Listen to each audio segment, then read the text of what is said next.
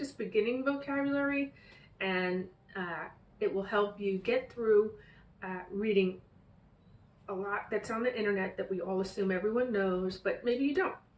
So let's begin. In the beginning, we have woodenware.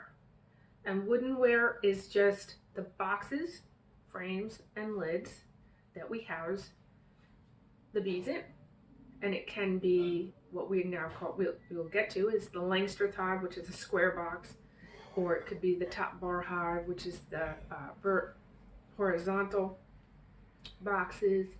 Anything that we house the bees in, and it's wooden. Now, right now we're using woodenware. My boxes are made of pine. Some people choose cypress, and some are using plastic, and we still consider it woodenware. So don't get confused, it's just woodenware. It refers to the hive elements. Okay, hive. What is a hive? Hive and colony are generally used interchangeably, and it is referring to the entire group of bees that live in the woodenware, and it is one queen and the workers. That's the colony or hive, and they're used interchangeably, and it just means the superorganism of all the bees. Nuke. It is not a nuc, it's a nuke or a nucleus. This is a small colony with a queen, and it's usually 3 to 5 frames of drawn comb. The frames being the removable pieces that go into the hive, or combs. 3 to 5 is in general. People will refer to other size nukes, 2, 3, 4, 5, but generally it's 3 or 5. And when you're buying it, it's generally a 5-frame nuke. Nuke, meaning starter hive or the beginning colony. Okay, a package of bees. This is bees that are loose in a cage, a square cage, a rectangle cage, and they're screened in, and they come with a caged queen, and that's what you pour into your new hive. If they're loose, there's no wax, no comb, no foundations, and they're just loose bees in this box. That these bees can be shipped through the mail, and then you put them in your woodenware, and they become a hive once established. The nuke has the frame and wax. And in general, I believe in Britain it's different. In the United States, we can't ship nukes. In Britain, I have seen that they do this. So depending on where you live, you may or may not be able to ship those as well. The queen. The queen we think of as the ruler of the hive. She is really just the egg layer, but it's what makes your hive thrive. You need a good queen. You need a queen that can pass on good genetics and lay as many eggs as possible, and through her you'll have a hive or colony that will allow you to make honey and other products of the hive. The workers. Workers are all the other female bees in your hive. Queen lays the eggs, and she lays workers and drones. The workers are female, and those are the ones that go out and gather the nectar and pollen and everything else to make the colony what it is, the superorganism that it is. Foundation. Foundation is an embossed sheet of wax used in the frames. It's generally commercially produced. You can produce your own, however, I think it's generally pretty expensive to get the piece, although the like our Peace Corps books have ways of making it cheaply.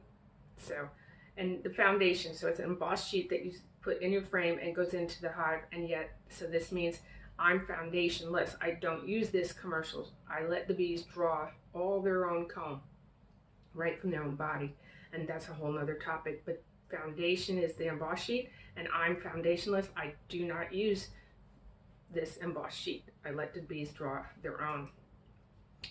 Brood. Brood is all stages of the bee in the comb, from egg to larva to the capped pupa as it's moving through its stages. Brood. Brood is all of those stages together. So when we're talking about, hey, what does the brood frame look like? We're talking about what do the eggs and larvae and the cappings look like. A swarm.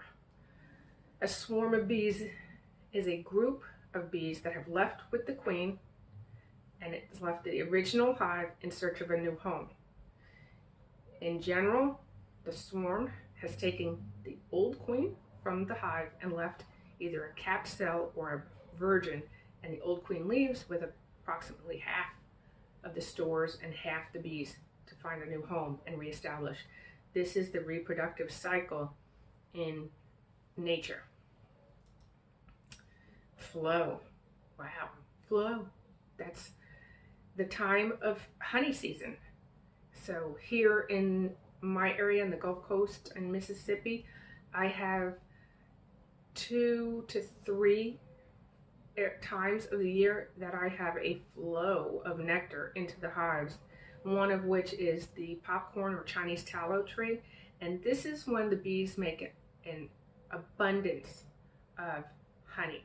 And this is when we're working the hives at our utmost to ensure that they have enough room so that they don't swarm, and so that they put up extra honey, so that when I want to take honey and put it up for sale, I'm not taking all their honey, and they have made more than they can possibly use for the winter.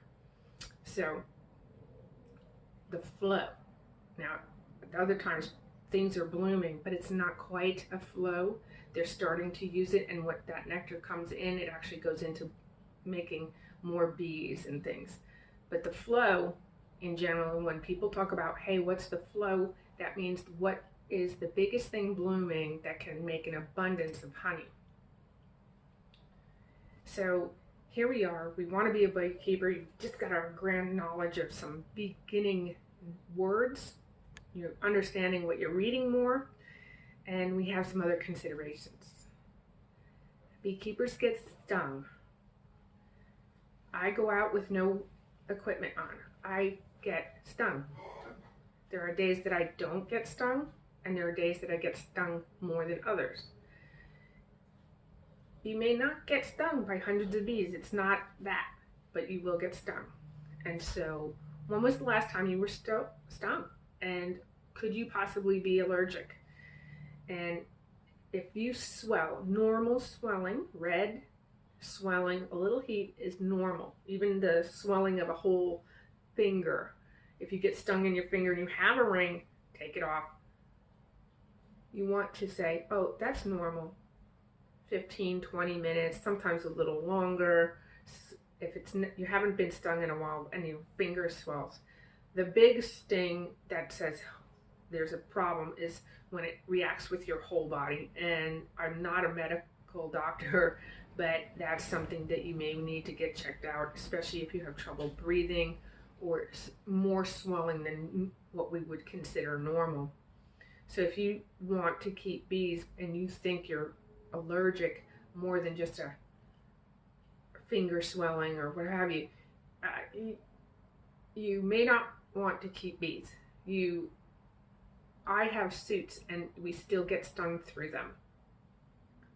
So there is bee therapy that is out there, or you can just really try to cover up. So something to really think about, because medically, who wants to die from a bee sting? That's not, I don't think I would want to die that way, even though I love my bees. I don't think I do that. And so it's something to consider. And washing your clothes, because when the stingers get in your suits, you need to wash your clothes, things like that. That venom can transfer. I've had, even if you step on a dead bee, you can get stung, and it hurts just as much as if the poor little thing was alive. So this is a stinger, and it has a little barbed end. And for me, this quotation is really what I like. Your pain is a teacher. Resist it no more. Allow it to be the very catalyst that deepens your personal insight and wisdom. I think a lot of beekeepers probably use this, whether they've seen this quote or not. And it's a pretty fantastic little item. And if you recognize that stinging is just part of it, I think you can weather the little bit of fire that she puts on you. Because if you looking at my bees, I find them absolutely gorgeous, and I would definitely take a sting here and there to be able to work in my bees. So remember, this is going to be your Zen and or your personal journey, your personal experience. Remember, as always, go as slow as you need and ask questions.